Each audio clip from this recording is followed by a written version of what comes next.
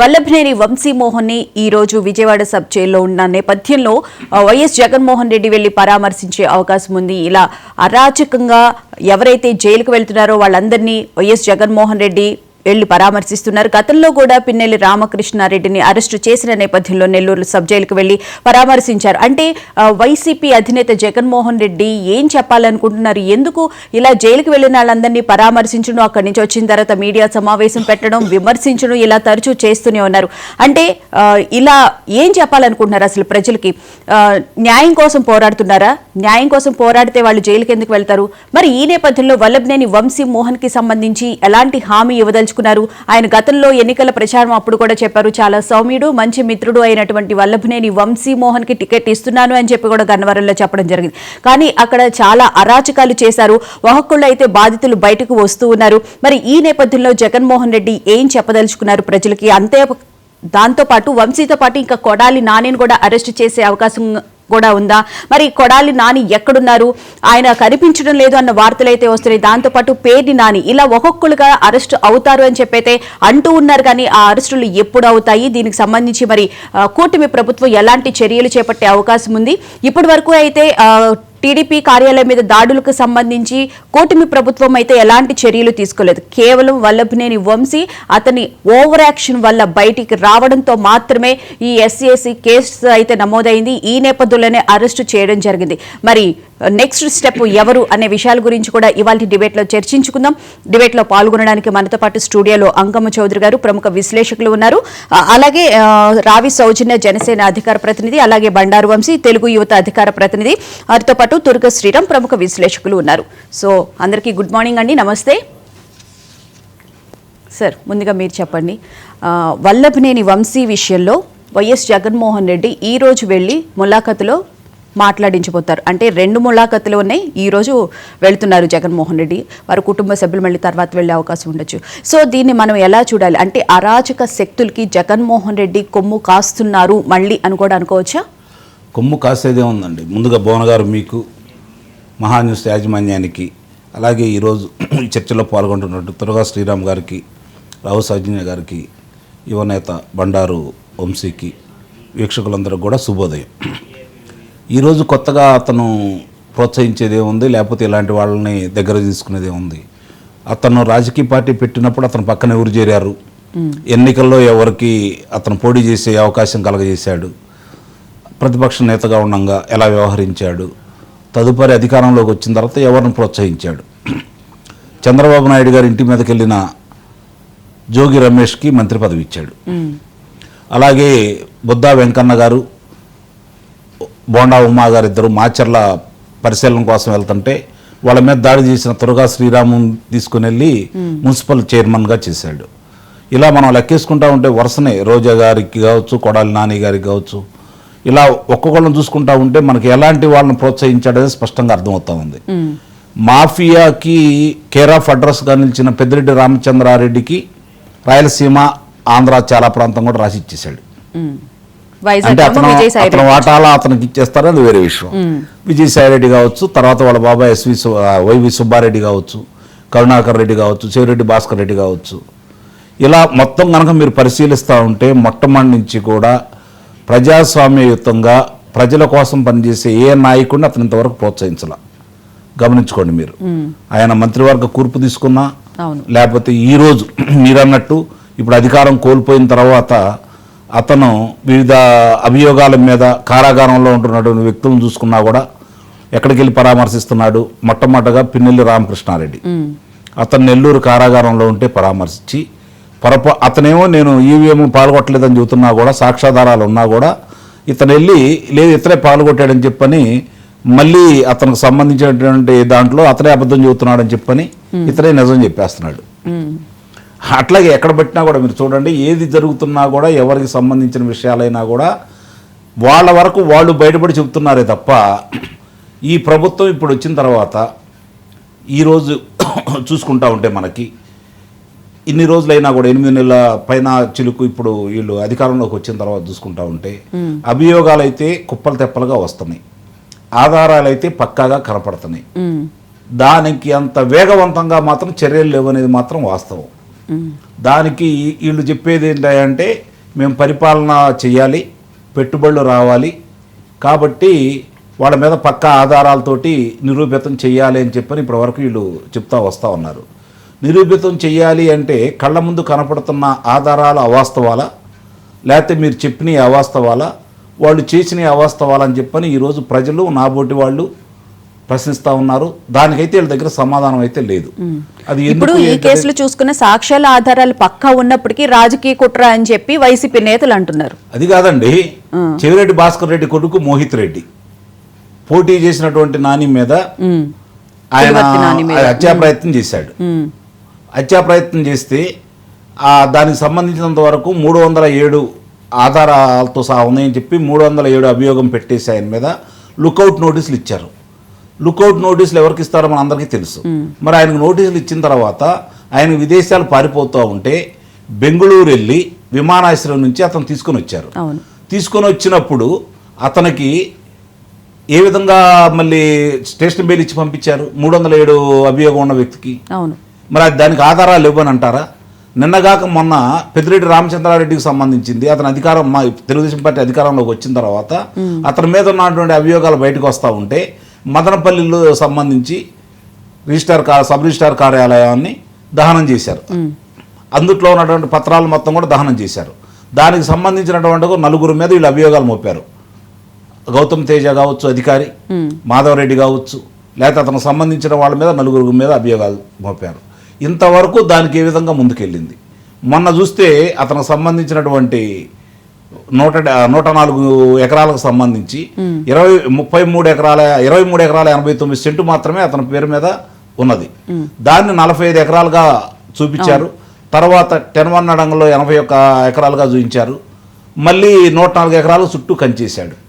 వీళ్ళ అధికారులే వెళ్ళి స్పష్టంగా వాళ్ళ దగ్గరికి అక్కడికి వెళ్ళేసి ఇట్లా జరిగింది అని చెప్పని రెవెన్యూ వాళ్ళు ఇచ్చారు.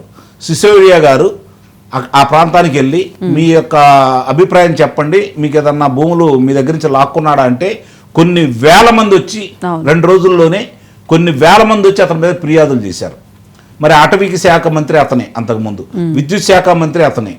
మరి దాని మీద కావాల్సినటువంటి అభియోగాలు కళ్ళ ముందు కనపడతానే ఉన్నాయి. మరి ఋషికొండ విషయాలు స్పష్టంగా కనపడతానే ఉన్నాయి. అలాగే వంశీకి సంబంధించింది కనపడతానే ఉంది. ఈరోజు వల్లభనేని వంశీ అనే అతను తనంతట తానొచ్చి గోతిలో పడ్డాడు తప్ప వీళ్ళు చేసినటువంటి గొప్ప అయితే ఏమని చెప్పండి. ఒకటి, అతను సత్యవర్ధన్ అనే కుర్రాడు తన యొక్క వాంగ్మూలాన్ని వెనక్కి తీసుకున్న తర్వాత న్యాయస్థానంలో వెంటనే వెళ్ళి అదుపులో తీసుకున్నారు. అంతవరకు మాత్రం మనం వీళ్ళని అభినందించాలి. ప్రభుత్వం పరంగా కావచ్చు, లేకపోతే అక్కడ ఉన్నటువంటి పోలీసు అధికారులను కూడా అభినందించవచ్చు. మరి అట్లానే ఆ సమయంలో అంటే మనం గమనించుకోవాల్సిన అంశం ఏంటంటే ఇప్పటి వరకు గత ప్రభుత్వాలు కావచ్చు, అంతకు ముందు కావచ్చు, ఎవరన్నా అభియోగాలు ఉన్న వాళ్ళని అదుపులో తీసుకున్న సందర్భంగా వాళ్ళకు సంబంధించిన చరవాణీలను మొత్తం స్వాధీనం చేసుకుంటున్నారు. మరి ఈ రోజు వంశీకి సంబంధించింది కనపట్టలేదని చెప్పి చెబుతున్నారు. 3 ఫోన్స్ ఉంటే ఒకటి చేసుకుందాం అంటున్నారు, అది కూడా క్లారిటీ లేదు. 40 నిమిషాలు అతనికి అలా అవకాశం ఇచ్చారు. పారదర్శకంగా చేస్తున్నారు, ప్రజాసమయుతంగా చేస్తున్నారు. అంతవరకు మనం అభినందించాలి. పెట్టుబడులు వస్తానే ఉన్నాయి. కానీ గమనించుకోవాల్సిన అంశం ఏంటంటే ఆధారాలు వాళ్ళకు సంబంధించి స్పష్టంగా కనపడుతున్నా కూడా అడుగులని తడబడతా ఉన్నాయి. ఇంతవరకు వేగవంతం అనేది లేదు. అది వీళ్ళు ఎంత సమర్థించుకున్నా కూడా వాళ్ళకు సంబంధించినంత వరకు ఏదో చేస్తున్నామని చెప్పిన భ్రమలు కనిపిస్తున్నా కూడా ఎక్కడ ఏదో జరుగుతుంది, ఎవరిని కాపాడుతున్నారు, ఎవరో ఒత్తిళ్లకు వీళ్ళు లొంగిపోతున్నారు అనేది మాత్రం చాలా స్పష్టంగా మన కళ్ళ ముందు కనపడతా ఉంది. ఇప్పుడు కొడాలి నాని అంటున్నారు, లేకపోతే తర్వాత ఎవరో అని అంటున్నారు. వాళ్ళేమో ఎర్ర పుస్తకాన్ని ప్రారంభించారు, ఆ రాజ్యాంగమే నడుస్తుంది అంటున్నారు. నిజంగా ఇలా గనక అలాంటి ఆలోచన ఉంటే ఈ కూటమి ప్రభుత్వానికి అధికారంలోకి వచ్చిన తర్వాత 3వ రోజే మొదలు పెట్టుండేవాడు. వీళ్ళందరి మీద అభియోగాలు ఉన్నాయి కదా, కానీ ఇలా ఆ విధంగా వెళ్ళట్లేదు. వీళ్ళు చక్కగా పరిపాలన చూసుకుంటున్నారు. దాని వరకు మనం అభినందించాలి కార్యక్రమాలకి. ఈరోజు మామూలు సామాజిక మాధ్యమాల్లో కావచ్చు, లేకపోతే సామాజిక భద్రతకు సంబంధించినటువంటి వీళ్ళు ఇచ్చేటువంటి డబ్బులు కావచ్చు, అలాగే ఉద్యోగస్తులు 1వ తారీఖు నుంచి 2వ తారీఖులో వాళ్ళ ఖాతాలో పట్టడం కావచ్చు, విశ్రాంత ఉద్యోగస్తులకు సంబంధించి వాళ్ళ ఖాతాలో జమ చేయటం కావచ్చు, అలాగే రైతులకు సంబంధించింది కావచ్చు, రహదారులకు సంబంధించింది కావచ్చు, విద్యుత్ సంబంధించింది కావచ్చు, ఇసుకకు సంబంధించింది కావచ్చు. ఈ విషయంలో ప్రభుత్వం చక్కగా పనిచేస్తుంది. ఎలాంటి ఇబ్బందులు లేవు. కానీ ప్రజలు కోరుకున్నది చంద్రబాబు నాయుడు గారు ఇవన్నీ చేస్తారని నమ్మకం ఉండబట్టే కదా. గతంలో 3 పర్యాయాలు చూశారు కదా, ఆయన అభివృద్ధి చేస్తాడు, సంక్షేమాన్ని కొనసాగిస్తాడనే ఉద్దేశం ఉండబట్టే కదా, ప్రగతి పదంలో ఆంధ్ర రాష్ట్రాన్ని పయనింపజేస్తాడనే నమ్మకం ఉండబట్టే కదా. దానితో పాటు 164 స్థానాలు ఇలా కట్టబెట్టారు అంటే 5 సంవత్సరాల వాళ్ళ అరాచక పాలన, వాళ్ళు చేసిన అన్యాయాలు, అక్రమాలు, మనకి శ్రీకాకుళం నుంచి మొదలు పెడితే అనంతపురం జిల్లా వరకు గౌతు శిరీష కావచ్చు, లేకపోతే కోన రవికుమార్ కావచ్చు, అప్పుడు రాష్ట్ర తెలుగుదేశం పార్టీ అధ్యక్షుడు మాజీ మంత్రి అయినటువంటి అచ్చెన్నాయుడు గారిని కావచ్చు, ఆయనకి శస్త్రచికిత్స దొరికి రక్తస్రావం అవుతూ ఉంటే అయినా సరే 650 కిలోమీటర్లు తిప్పి 73 రోజులు 350 కోట్ల రూపాయల అభియోగాన్ని మోపి ఈఎస్ఐలో 73 రోజుల తర్వాత ఆయన మీద ఆయన డబ్బులు తీసుకున్నట్టు ఎలాంటి ఆధారాలు ఇవ్వని చెప్పి ఇరికి పంపించారు. చంద్రబాబు నాయుడు గారిని అలానే చేశారు, కొల్లు రవీంద్రని అలానే చేశాడు, పల్లా శ్రీనివాసరావుని అలానే చేశారు. వీటన్నిటికంటే కూడా అశోక్ గజపతిరాజు గారిని ఆ మానస ట్రస్ట్కు సంబంధించి ఆయన చేసిన అవమానాలు అనేది కళ్ళ ముందు కనపడతానే ఉన్నాయి. 28,000 ఎకరాల భూమిని కొట్టేయాలని చెప్పని విజయసాయిరెడ్డి ప్రయత్నం చేశాడు. అలాగే 106 దేవాలయాలకు సంబంధించి ఆయన ట్రస్టీ ఉంటే దాన్ని తొలగించాలని చెప్పని అర్ధరాత్రి పూట ఏం చేశారో చూశారు. ఉత్తరాంధ్ర మొత్తాన్ని అంగుళం దోచుకున్నాడు విజయసాయిరెడ్డి, కళ్ళ ముందు కనపడతానే ఉన్నాయి. అలాగే వీళ్ళు అధికారంలోకి వచ్చిన తర్వాత వీళ్ళు అధికారంలోకి వచ్చిన తర్వాత పౌర శాఖల మంత్రి గారు అయినటువంటి నాదెండ్ల మనోహర్ గారు ఎల్లేసి చంద్రశేఖర్ రెడ్డి గారికి సంబంధించి 40,000 మెట్రిక్ టన్నుల యొక్క బియ్యాన్ని పట్టుకోవడం కూడా జరిగింది. ఇంతవరకు ఎక్కడ ముందుకెళ్లారు?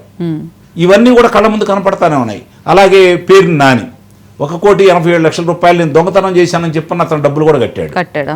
ఇవన్నీ కూడా కళ్ళ ముందు కనపడుతున్న తర్వాత మేము చర్యలు తీసుకుంటున్నాము అని చెప్పారంటే అది మాత్రం నమ్మటానికి ప్రజలైతే సిద్ధంగా లేరు. ఎందుకు మీకు అధికారం ఇచ్చారు, మీరు ఏం చేస్తున్నారు, ఇది కూడా గమనించుకోవాలి. 2014 నుంచి 2019 వరకు ఏం తప్పులు చేశారని చెప్పి అధికారం కోల్పోయారు. ఎమ్మెల్యేలు చేసినటువంటి వికృత కార్యక్రమాలు నిస్సందేహంగా చెబుతున్నాను. చంద్రబాబు నాయుడు చక్కగా పరిపాలించారు, అభివృద్ధి పనులు చేశారు, ఉద్యోగ కల్పనలు తీసుకొచ్చారు. కానీ వాళ్ళు చేసినటువంటి తప్పుల్ని వీళ్ళు అడ్డుకట్ట వేయలేకపోయారు. దాంతోపాటు వాళ్ళు చేసిన అసత్య ప్రచారాలను నమ్మారు. ఇప్పుడు మళ్ళీ తిరిగి వాళ్ళు అదే గొంతుకులు మోగుతా ఉన్నాయి ఈ రోజు కూడా. వాళ్ళ ప్రసార మాధ్యమాల్లో కావచ్చు, వాళ్ళ దినపత్రికల్లో కావచ్చు, ఇంకానే విషప్రాతలు రాస్తానే ఉన్నారు, విష ప్రచారాలు చేస్తానే ఉన్నారు. ఏ విధమైనటువంటి చర్యలు తీసుకుంటున్నారు? ఇది ప్రజలు మాత్రం చాలా తీవ్ర నిరాశలో ఉన్నారు. ఇది ఈ ప్రభుత్వ పెద్దలు గమనించుకోవాలని చెప్పి మీ ద్వారా వాళ్ళకి తెలియజేస్తున్నారు. రైట్. బంగారు వంశీ గారు గుడ్ మార్నింగ్ అండి. సార్, ముఖ్యంగా చూసుకుంటే కనుక వల్లభనేని వంశీకి సంబంధించి ఈ ఎస్సీ ఎస్టీ అట్రాసిటీ కేసుతో పాటు ఇంకా గతంలో ఉన్నటువంటి 16 కేసులకు సంబంధించి కూడా ఎంక్వైరీ జరుగుతుందంటారా?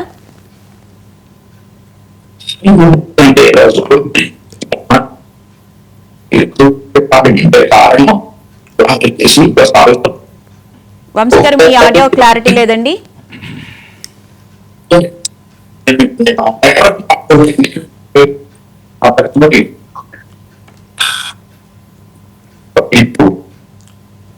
ఆడియో సరిగ్గా లేదు. ఆడియో సరిగ్గా లేదమ్మా, ఒకసారి చూసుకో. మ్యూట్లోకి వెళ్ళిపోయావు. రైట్ వంశీ గారు, అయితే శ్రీరామ్ గారితో మాట్లాడి మళ్ళీ మీ దగ్గరకు వస్తానండి. శ్రీరామ్ గారు గుడ్ మార్నింగ్ అండి. శ్రీరామ్ గారు సార్, ఏమంటారు? వల్లభనేని వంశీకి సంబంధించి ఈ రోజు వైఎస్ జగన్మోహన్ రెడ్డి ఆయన్ని ములాఖతులో కలవడానికి వెళ్తూ ఉన్నారు. అసలు జగన్ ఇలా వెళ్ళడాన్ని మీరేమంటారు? ఇప్పుడు మాట్లాడిన వారు ఎవరండి? అంకమ్మ చౌదరి గారు సార్. అంకమ్మ చౌదరి గారు. అంకమ్మ చౌదరి గారు. ఏం లేదు, చిన్న క్లారిటీ ఏంటంటే త్వరగా శ్రీరామ్ అని మాట్లాడారు. ఇది చాలా చోట్ల జరుగుతుంది. త్వరగా శ్రీరామ్ లేనండి, తురక కిషోర్ మాట్లాడు. ఇంతకు ముందు కూడా 2-3 ఛానల్స్ లో ఇలాగ జరిగింది. తురక కిషోర్, నేను తురగా శ్రీరామ్. ఈ రెండు ఏంటి అంటే అతను ఎప్పుడో ఆ ఇన్సిడెంట్ అప్పుడే అతను అందరికీ తెలుసు. నేను ప్రతిసారి రోజు టీవీలో కనపడడం వల్ల అందరికి తురగా శ్రీరామ్ అలవాటు అయిపోయి అందరూ తురక కిషోర్ బదులు తురగా శ్రీరామ్ అనేస్తున్నారు. మొన్న కూడా ఒక వేరే ఛానల్లో నేను మాట్లాడా, పొరపాటున పోలీసులు అందరూ మా ఇంటికి వస్తారేమో మీరు అందరూ ఏదో చెప్తే. అంటే ఏం లేదు, మీ ద్వారా మళ్ళీ ప్రేక్షకులు అందరికి తెలియజేయడానికి, క్లారిటీ ఇవ్వడానికి అంతకన్నా. సో ఇప్పుడు మీరు ఈ రోజు జగన్మోహన్ రెడ్డి గారి జైలు యాత్ర గురించి ఈ రోజు మనం మాట్లాడుతున్నాం. అంటే సినిమా ఇండస్ట్రీలో రేపు ఎక్కడైనా షూటింగ్ చేయాలంటే అండి, ముందు వెళ్ళి ఆ ప్రాంతాల్లో ఆ ఏరియా అంతా కూడా లొకేషన్ అంతా చూసుకుని వస్తారు. ఎక్కడ ఏంది బాగుందా లేదా, మన షూటింగ్ చేయడానికి అనుకూలంగా ఉందా లేదా, అవును. ఎక్కడి నుంచి చేస్తే బాగుంటుంది, ఏ యాంగిల్ లో చేస్తే బాగుంటుంది, ఎలా చేస్తే బాగుంటుంది అని చూసుకోవడానికి షూటింగ్ లొకేషన్ అంటారు. ఆ లొకేషన్ ని ముందు చూసుకుని వస్తారు. చూసుకుని వచ్చి ఒక ప్లానింగ్ చేసుకుని ఆ తర్వాత వెళ్ళి అక్కడ షూటింగ్ చేస్తారు. అలాగే మనం ఏదైనా రెంట్కి ఇంటికి వెళ్తే ఏదైనా ఒక ఇల్లు తీసుకుందాం అనుకున్నాం అనుకోండి, ముందు ఆ ఇంటికి వెళ్తాం, డైరెక్ట్ గా చూడకుండా ఇచ్చాం. ముందు ఆ ఇంటికి వెళ్ళి కొంచెం చూసుకుని వాస్తు అన్ని చూసుకుని ఏ పక్క బాగుంది, ఏ పక్క నుంచి ఎంట్రన్స్ బాగుంది, ఇవన్నీ చూసుకుని ఆ తర్వాత అడ్వాన్స్ ఇచ్చి ఆ ఇంటికి వెళ్తాం. ముందు 2-3 సార్లు చూసుకున్న తర్వాత. సరే, ఇప్పుడు అందరూ బయట అందరూ మాట్లాడుతున్నది ఏంటంటే, జగన్మోహన్ రెడ్డి గారు ఎడిదిరికి రేపు పొద్దున మళ్ళీ అక్కడికే వెళ్ళాలి కదా, అందుకని చెప్పి ముందు వెళ్ళి ఎవరు ఎప్పుడు అవకాశం ఉన్నా సరే ఒకసారి చూసుకుని వస్తున్నారు, ఏ డైరెక్ట్ అయితే బాగుంటుంది ఏంటి ఇలాంటివన్నీ చూసుకుని వస్తున్నారని బయట జోకులు వేసుకుంటున్నారు. మరి అది అంతవరకు ఏదో నాకు తెలియదు. కానీ జగన్మోహన్ రెడ్డి గారు ఇంతకు ముందు వాళ్ళ నాన్నగారు చనిపోయిన తర్వాత చనిపోయిన వాళ్ళ కోసం ఓదార్పు యాత్ర అని చేశారు. అప్పుడు అందరికీ సింపతి వచ్చింది ఆయన మీద, ఈ ఓదార్పు యాత్ర చేస్తున్నాడు. అది బాధితుల కోసం చేశారు. వాళ్ళ నాన్నగారు పోయిన బాధలో చనిపోయిన బాధితుల కుటుంబాల కోసం ఆయన చేశారు. అప్పుడు ఆయన అందరి మీద సింపతి వచ్చింది, ఈయన కొంచెం గుడ్ విల్ కూడా వచ్చింది. కాకపోతే ఇప్పుడు ఈయన జైలు యాత్ర చేస్తున్నాడు. ఎవరి కోసం చేస్తున్నారండి? ఇంతకుముందు ఒకసారి మాజీ ఎంపీ నందిగం సురేష్ గారు, ఆయన ఏ కేసులో నిందితుడు? ఒక మర్డర్ కేసులో నిందితుడు ఆయన. అవును. అలాంటి అంతకు ముందు ఇంకొక దాడి కేసులో నిందితుడు. ఈ దాడి కేసుల్లో నిందితులు, మర్డర్ కేసుల్లో నిందితుల్ని పరామర్శించడానికి జగన్మోహన్ రెడ్డి గారు జైలు యాత్ర ఆల్రెడీ చేసి వచ్చారు. ఈ రోజు మళ్ళీ జైలు యాత్రకి వెళ్తున్నారు. ఈ రోజు జైలు యాత్రకి ఎందుకు వెళ్తున్నారండి? ఒక కిడ్నాప్ కేసు అనుకో. ఈ కిడ్నాప్ కేసులో అరెస్ట్ అయిన మాజీ ఎమ్మెల్యే గారి కోసం ఇప్పుడు ఈయన జైలు యాత్రకి వెళ్తున్నారు. గతంలో ఈయన ఓదార్పు యాత్ర చేసినప్పుడు ఈయన మీద అందరికీ గుడ్ విల్ వచ్చింది, at the same time sympathy కూడా వచ్చింది. అది ఈయనకి వర్కౌట్ అధికారాన్ని ఇచ్చింది. ఇప్పుడు మళ్ళీ కూడా ఓదార్పు యాత్ర ఆయన చేపడితే సింపతి వస్తుందంటారా? అదే అంటున్నా. ఇప్పుడు ఈ ఓదార్పు యాత్ర ఉంది కదా, ఈ జైలు యాత్ర, జైల్లో ఉన్న నిందితుల కోసం ఓదార్పు యాత్ర ఉంది కదా, ఈ ఓదార్పు యాత్ర గతంలో దానికి పూర్తి భిన్నంగా ఇప్పుడు ఆయన మీద అసహ్యం వేస్తుంది. గతంలో సింపతి వచ్చింది, ఇప్పుడు ప్రజలకు అసహ్యం వేస్తుంది. ఈయనేంటి ఇలాంటి వాళ్ళ కోసం ఈయన జైలు యాత్రలు చేస్తున్నాడు, ఇలాంటి వాళ్ళందరినీ ఖచ్చితంగా జైల్లో పెట్టాలి కదా, ఈయన ఎందుకు వెళ్ళి పరామర్శించి ఏం పర్లేదు మీకని ఓదార్పు యాత్రలు చేస్తున్నాడు వాళ్ళకి. గతంలో ఈయనకి ఇలాంటి ఓదార్పు యాత్ర, గతంలో చేసిన ఓదార్పు యాత్ర ఏమో ఈయనకి అధికారాన్ని ఇచ్చింది. ఇప్పుడు ఈ నిందితులందరి కోసం ఈ జైలు యాత్రలు, జైల్లో ఓదార్పు యాత్రలు, ఈయనకి అధికారం అనేది ఈ జన్మకి రాకుండా చేసే ప్రమాదం ఉంది. జగన్మోహన్ రెడ్డి గారు ఈ రెండింటికి తేడా గుర్తించారు. అప్పుడు ఓదార్పు యాత్ర చేశాం కదా, మనకి సింపతి వచ్చింది, అధికారం వచ్చింది. ఇప్పుడు జైల్లో కూడా మనం ఓదార్పు యాత్రలు చేస్తే మళ్ళీ మనకి సింపతి వచ్చి మనకి అధికారం వస్తుంది అనుకుంటే పూర్తిగా వికటిస్తుంది, బూమరాంగ్ అవుతుంది. అది తెలుసుకుని ఈయన ప్రవర్తిస్తే కనుక మంచిది. ఎందుకంటే ఈయన అధికారంలో కొంతకాలం 5 ఏళ్ల పాటు అధికారం అనుభవించిన ముఖ్యమంత్రి, హోదా మెయింటైన్ చేయాలి, గౌరవప్రదంగా ఉండాలి. అలా గౌరవప్రదంగా లేకుండా ఉండి దాడులు చేసిన వాళ్ళ మీద, లేదంటే మర్డర్ కేసుల్లో ఉన్నవాళ్ళు, కిడ్నాప్ కేసుల్లో ఉన్నవాళ్ళు, వీళ్ళందరి కోసం ఈయన ఓదార్పు యాత్రలు చేస్తుంటే ఈయన కూడా అదే బాబు అనుకుంటారు. కాదు సార్, ముఖ్యంగా చూసుకుంటే ఆయన గత ప్రభుత్వ హయాంలో ఎప్పుడూ బయటికి రానటువంటి వ్యక్తి, మీడియా సమావేశాలు కూడా నిర్వహించినటువంటి వ్యక్తి, ఇప్పుడు శవ రాజకీయాలు చేయడం కోసమైనా, ఇలా జైలుకు వెళ్లిన వాళ్ళని పరామర్శించడం కోసమైనా బయటకు వస్తున్నారంటే ఆయన మెచ్యూరిటీ లెవెల్ ఏ విధంగా ఉందని అసలు ప్రజలు అర్థం చేసుకోవాలంటారు? ఇంకొకటి కూడా చెప్తున్నారండి ప్రజలు, ఇంకో సలహా కూడా చెప్తున్నారు ప్రజలు. ఏంటంటే పాపం ఈ మధ్య అధికారం పోయిన దగ్గర నుంచి బెంగళూరులో ఉంటున్నాడు. అవును. ఆ బెంగళూరు నుంచి పాపం ఈ విజయవాడ జైలు దాకా రావాలంటే మళ్ళీ ఏదో ఫ్లైట్ ఛార్జీలు, మళ్ళీ అక్కడి నుంచి కార్ ఛార్జీలు, ఈయన జైలుకి వెళ్ళాలంటేనే నాకు ఎన్నో లక్షలు ఖర్చు అవుతాయని చెప్తాడు లెక్క. అలాంటిది బెంగళూరు నుంచి రావాలంటే పాపం ఎంత ఖర్చు అవుతుంది? ఇలా 1 కాదు 2 కాదు, ఇప్పటికి 1 2 అయ్యారు. ఇలా ఇంకా చాలా మంది జైల్లోకి వెళ్లే జైలు పక్షులు చాలా రెడీగా ఉన్నాయి బయట. ఈయన ఓదార్పు యాత్రలు చేసుకోవాలనుకుంటే పాపం బెంగళూరు నుంచి రోజుకోసారి, వారానికి ఒకసారి రావాలంటే ఖర్చు ఎక్కువైపోతుంది. అందుకని ఈయన బెటర్ థింగ్ ఏంటంటే ఆ జైలు పక్కనే ఒక ఏదైనా ఇల్లు తాడేపల్లిలో తీసుకున్నట్టే ఆ జైలుకి దగ్గరలో కనుక ఒక ఇల్లు తీసుకుంటే కొంత ఛార్జీలు కలిసి వస్తాయి. ఎందుకంటే రాబోయే రోజుల్లో ఇంకా చాలా మంది వెళ్ళబోతున్నారు. ఈ వైసీపీ వాళ్ళు గతంలో అరాజకాలు చేసిన వాళ్ళందరూ వెళ్ళబోతున్నారు. వాళ్ళందరినీ రోజు పలకరిస్తూ కూర్చోవాలంటే ఇంకా అక్కడే టైం సరిపోతుంది కాబట్టి అక్కడే ఒక ఇల్లు అది తీసుకోవడం బెటర్ అని చెప్పి చాలా మంది జోకులు వేస్తున్నారు. అంటే వాళ్ళందరితో పాటు మరి అధినేత కూడా వెళ్ళాలి కదా సార్. అందుకే ఇందాక చెప్తా కదా, ముందు మనం వెళ్ళబోయే ముందు చూసుకుని వెళ్ళాలి, లొకేషన్ చూసుకుని ఆ తర్వాత షూటింగ్ అక్కడ. అందుకని ఇప్పుడు వెళ్ళేది కూడా అదే అనుకుంటుంది. జనం బయట మాట్లాడుతుంది అదే, ఏ బ్యారక్ అయితే బాగుంటుంది నాకు. వంశీ ఈ బ్యారక్ లో ఉన్నాడు, మొన్నటి దాకా నందిగం సురేష్ ఇంకో బ్యారక్ లో ఉన్నాడు. ఇప్పుడు నాకు ఏ బ్యారక్ అయితే బాగుంటుంది, ఏ బ్యారక్ అయితే నాకు కన్వీనియంట్ గా ఉంటుంది, ఏ బ్యారక్ అయితే నాకు షెటిల్ ఆడుకోవడానికి, లోపల షెటిల్ ఆడుకోవడానికి ఒక చిన్న గ్రౌండ్ లాగా ఉంది. గతంలో షెటిల్ ఆడుకునేవాడు జైల్లో కూర్చుని, అలా ఆడుకోవడానికి ఎక్కడైతే కన్వీనియంట్ గా ఉంటుంది ఇవన్నీ చూసుకోవడానికి వెళ్తున్నాడనే ఇప్పుడు బయట అందరూ జోకులు వేస్తున్న పని. వీళ్ళందరినీ ఏదో పరామర్శించడానికి వెళ్తున్నాడని ఎవరు అంటలా. అవ్వయ్యే రోజుల్లో ఈయన ఎలాగ వెళ్ళాలి కాబట్టి అక్కడ అనుకూల వాతావరణం, ఏ రూమ్ బాగుంటుంది, ఏ బ్యారక్ బాగుంటుంది చూసుకోవడానికి వెళ్తున్నాడు. అందుకనే అంటున్నా, మీరు గతంలో చేసిన ఓదార్పేత మీకు సింపతిని తీసుకొస్తే ఇప్పుడు మీరు చేస్తున్న ఈ జైలు యాత్రలన్నీ కూడా మీకు అడ్వర్స్ ఎఫెక్ట్ చూపిస్తున్నాయి తెలుసుకోండి జగన్మోహన్ రెడ్డి గారు. అందుకే అంటే మీరు మామూలు ప్రజల సమస్యలు అయితే మీరు బయటికి రారు, కానీ నిందితుల సమస్యల కోసం వస్తారు. మీ తోటి వాళ్ళందరూ ఎవరైతే నిందితులు ఉన్నారో వాళ్ళు చేసిన అరాచకాలు ఏవైతే ఉన్నాయో వాటికి సానుభూతి చూపించడానికి, అయ్యయ్యో నువ్వు నాతో పాటు కలిసి నువ్వు చేసావు, నువ్వు జైలు పాలయ్యో, నాకన్నా ముందే జైలు పాలయ్యో, ఏం పర్లేదు తమ్ముడు నేను నీకున్నాను అని చెప్పడానికి వెళ్తున్నాడు ఆయన. పొద్దున ఆయన వాళ్ళతో పాటు ఉండడానికి ఈ లోపలికి వెళ్ళాల్సింది తప్ప బయట నుంచి ఈయన చేయగలిగింది ఏం లేదు. ఈయన కూడా ఎలాగో లోపలికి వెళ్ళాల్సిందే. ఇప్పుడు రేపు పొద్దున పెద్దిరెడ్డి రామచంద్రారెడ్డి గారు ఉన్నారు, లేకపోతే నాని ఉన్నాడు, గుడివాడ నాని ఉన్నాడు, ఇలా చాలా మంది ఉన్నారు కేసుల్లో ఉన్నవాళ్ళు. వాళ్ళందరి కోసం ఈయన వెళ్తూనే ఉండాలి, వస్తూనే ఉండాలి. సో అందువల్ల ఏంటంటే ఇప్పుడు ప్రజల సమస్యల కోసం రాని వ్యక్తి 5 ఏళ్ళు, ఇందాక మీరు చెప్పినట్టు 5 ఏళ్ల పాటు తాడేపల్లి ప్యాలెస్ లో తాళాలు వేసుకుని కూర్చున్న వ్యక్తి, ఎవరిని కూడా తాడేపల్లి ప్యాలెస్ లోపలికి ఎంటర్ అవనే ఉన్న వ్యక్తి, ఆ తర్వాత చూడండి చివరి కార్పొరేటర్లతో కూడా మీటింగ్ పెట్టాల్సిన పరిస్థితి. అవును, అధికారం కోల్పోయిన తర్వాత చివరి కార్పొరేటర్లు కూడా తాడేపల్లి ప్యాలెస్ డోర్లన్నీ బార్లా తెరిచి, అంతకుముందు చిరంజీవి గారు వెళ్తేనే రోడ్డు నుంచి నడిపించారు. తర్వాత ఏం చేశారు, ఇప్పుడు అధికారం కోల్పోయిన తర్వాత చిన్న చిన్న కార్పొరేటర్లు వెళ్తే కూడా స్వాగతాలు పలికి లోపలికి తీసుకెళ్లి వాళ్ళతో మీటింగ్లు పెట్టి వాళ్ళతో గంటల తరబడి మాట్లాడాల్సిన పరిస్థితి. అందుకనే చెప్తున్నా, ప్రజలు మీ గురించి ఏమనుకుంటున్నారో తెలుసుకోండి జగన్మోహన్ రెడ్డి గారు. మీరు ప్రజల సమస్యల మీద బయటకు వస్తే అందరూ సంతోషిస్తారు, ప్రజల సమస్యల మీద రెస్పాండ్ అయితే సంతోషిస్తారు. కానీ ఇలా నిందితుల విషయంలో, క్రిమినల్ యాక్టివిటీ చేసిన వాళ్ళ విషయంలో మీరు స్పందిస్తే మీరు కూడా అదే కేటగిరీకి సంబంధించిన వ్యక్తిని అందరూ డిసైడ్ అయిపోతారు. ఆల్రెడీ డిసైడ్ అయిపోవడం కొత్త ఏం కాదులేండి. మీ మీద అనేక కేసులు ఉన్నాయి, బాబాయ్ కేసులు, ఇంకా చాలా రఘురామకృష్ణరాజు గారి కేసులు, ఇలా చాలా కేసులు ఉన్నాయి. అంతకు ముందు ఎలాగో ఆర్థిక సంబంధమైన నేరాలు ఉన్నాయి, మీరు ఆల్రెడీ జైలుకి వెళ్ళి వచ్చినాడే.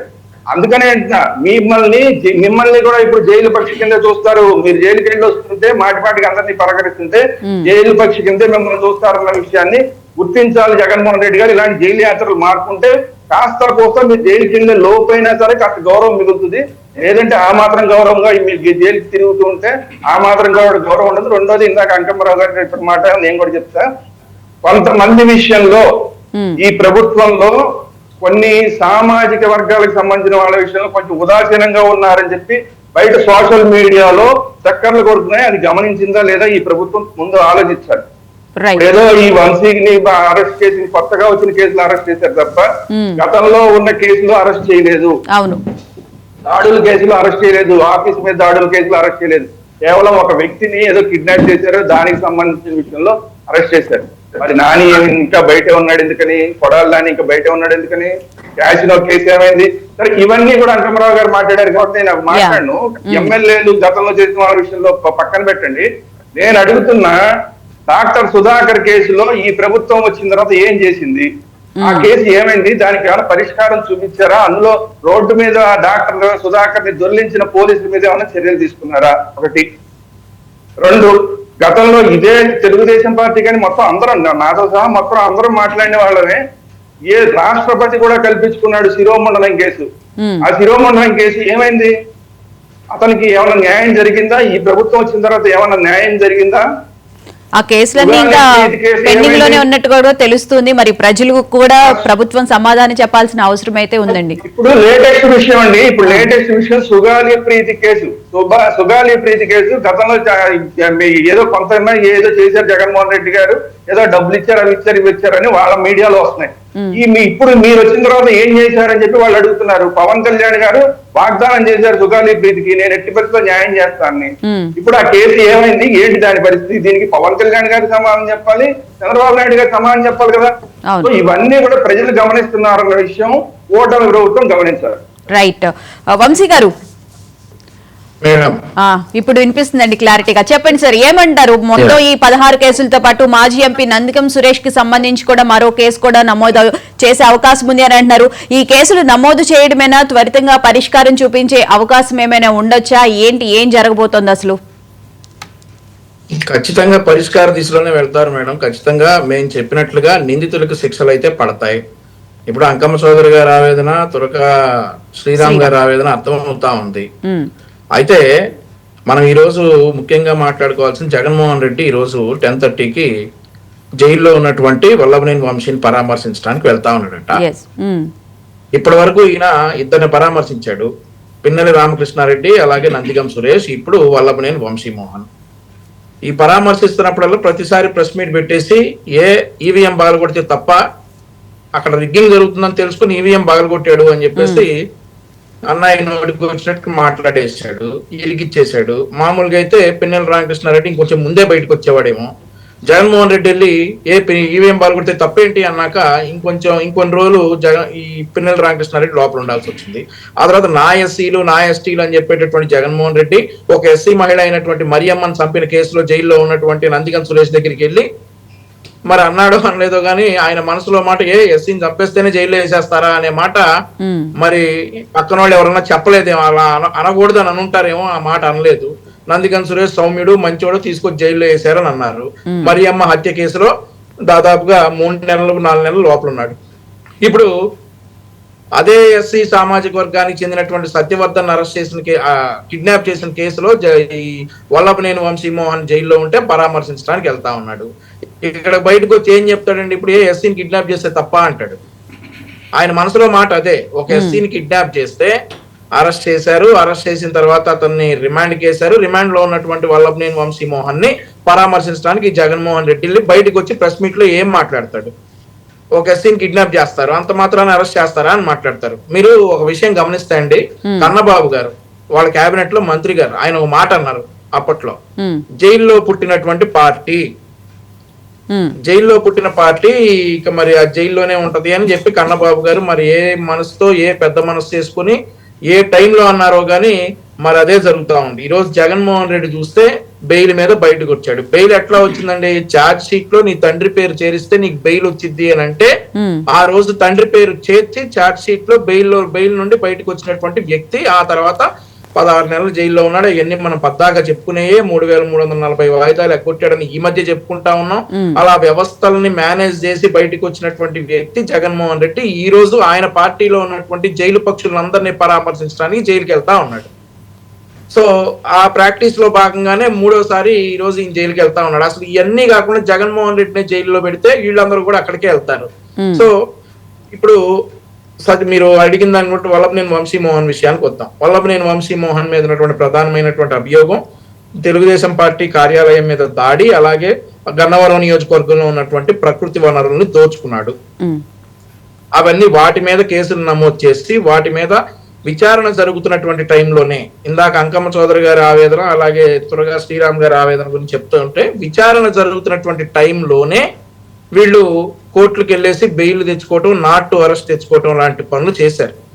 అదే విచారణ జరపకుండా జూన్ 4వ తారీఖు మేము అధికారానికి వచ్చి జూన్ 11వ తారీఖు మేము ప్రమాణ స్వీకారం 12వ తారీఖు ప్రమాణ స్వీకారం చేసి 12 సాయంత్రమే అరెస్ట్ చేసేస్తే వేరే రకంగా ఉండేది.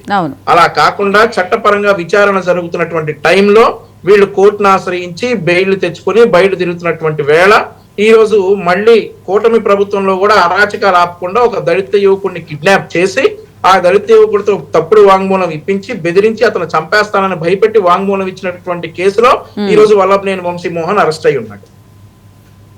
సో ఇట్లాంటివి ఇక ముందు నేను నిన్న న్యూస్ లో చూసా. ఇక ఇతని మీద నమోదైనటువంటి కేసులు అన్నిట్లో పీటీ వారెంట్లు వేసుకుని అన్నిట్లో విచారణ చేస్తారు. ప్రతి ఒక్క దానిలో కోర్టులో హాజరుపడితే రిమాండ్ అవుతా ఉంటాయి. వల్లభనేని వంశీమోహన్ చేసినటువంటి తప్పులకి ఆయన ఇప్పుడల్లా బయటకు వచ్చే పరిస్థితి అయితే ఉండదు. ఖచ్చితంగా శిక్ష అనిపిస్తాడు. అదే మాదిరిగా ఇప్పుడు మీరు ఇందాక నుంచి ప్రస్తావిస్తున్నటువంటి పెద్దిరెడ్డి రామచంద్రారెడ్డి అవ్వచ్చు. పెద్దిరెడ్డి రామచంద్రారెడ్డి విషయంలో కూడా విచారణ స్టార్ట్ అయింది.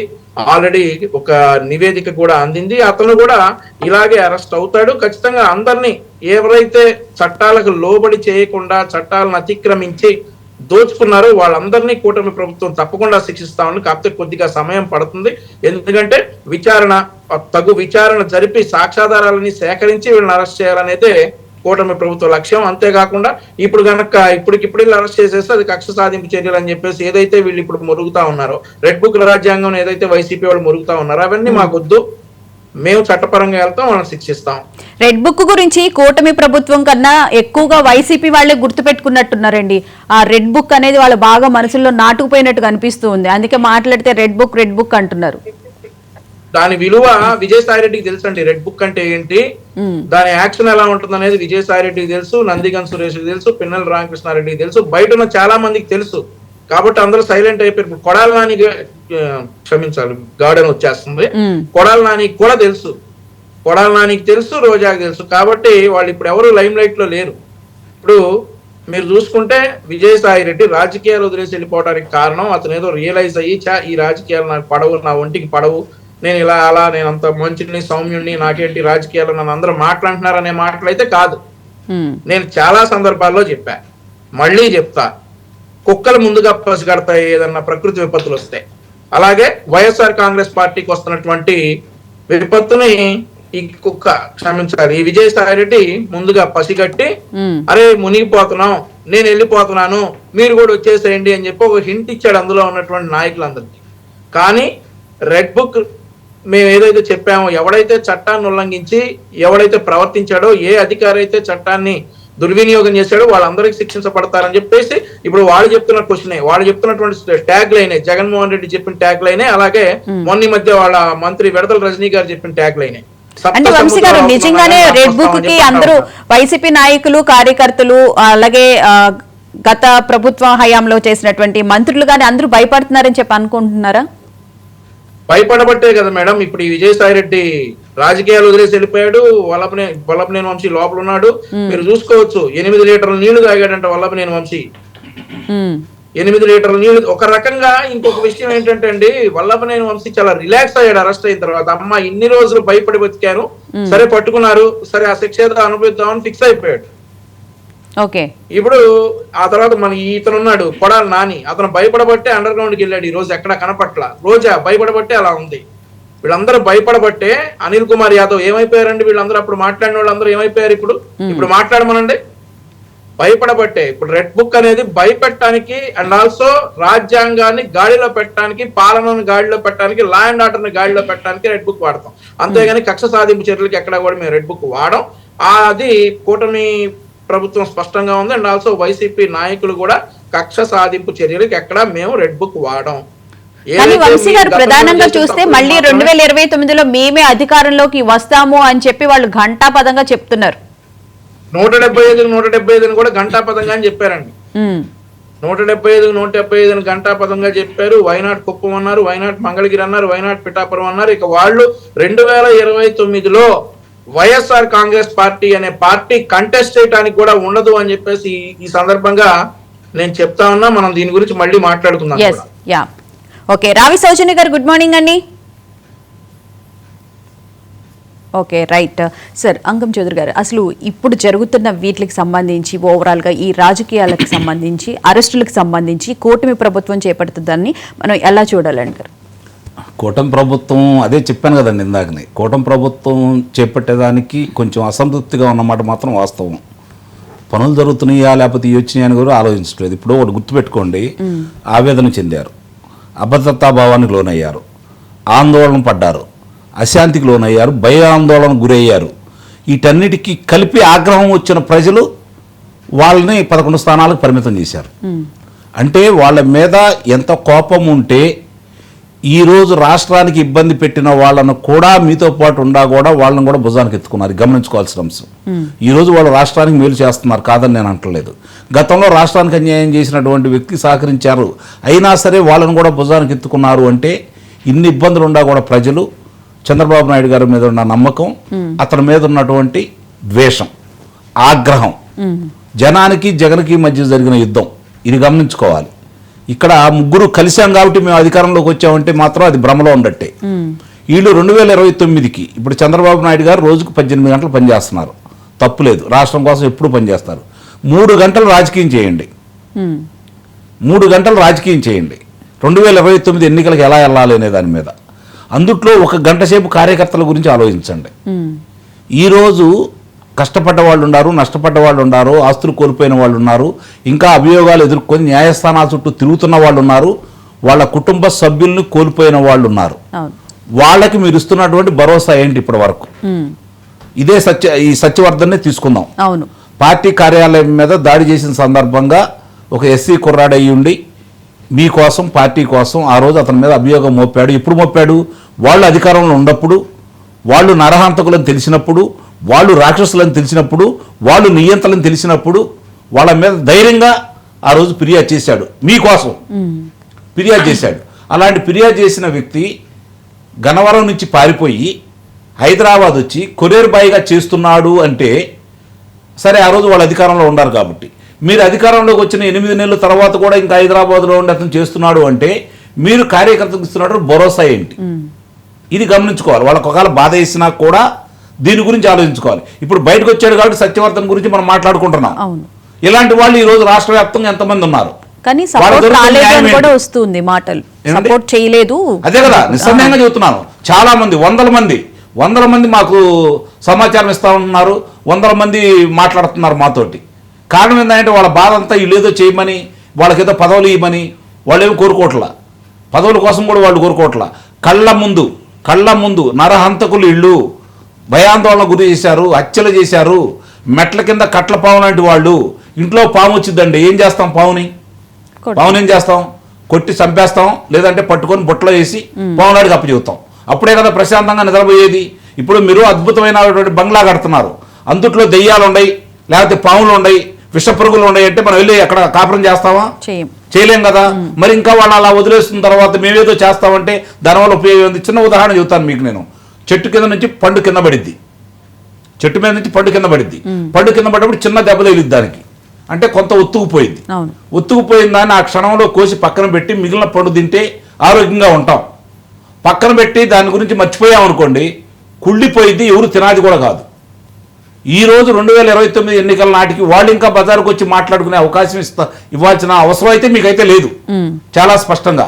ఎందుకు లేదు అంటే మీరు వాడు సంబంధించినంత వరకు మొన్న విజయసాయి రెడ్డి ఏం మాట్లాడాడు, ఏమని చెప్పాడు? చంద్రబాబు గారు మీరు గనక బతికుంటే 2029లో మేము అధికారంలోకి వస్తాం, మిమ్మల్ని కారాగారంలో పెడతా అన్నాడు. ఏంటి అతను ధైర్యం? ఎందుకు అంత మాట్లాడాడు? దాని మీద ఏ విధంగా చర్యలు తీసుకోవాలి మీరు?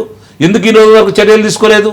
ఇతను వచ్చే తలికి ఒక అధికారిని పట్టుకొని, నువ్వు సుబ్బారాయుడు గారు చిత్తూరు జిల్లా ఎస్పీగా ఉన్న వ్యక్తి, నిజాయితీగా పనిచేసే వ్యక్తిని, తెలంగాణ వాసి అయినందువల్ల నువ్వు ఇక్కడికి వచ్చావు అనుకుంటున్నావేమో, నువ్వు తెలంగాణ మళ్ళీ రేపు వెళ్ళినా మేము అధికారంలోకి వచ్చిన తర్వాత 7 సముద్రాల అవతల దాగున్నా కూడా తీసుకొని వస్తా అన్నాడు. ఏంటి అతను ధైర్యం? ఒక ఎస్టీకి సంబంధించినటువంటి డిఎస్పీని ఆ రోజు పులివెందల్లో హెలికాప్టర్ దగ్గర ఏ విధంగా మాట్లాడాడు అతను?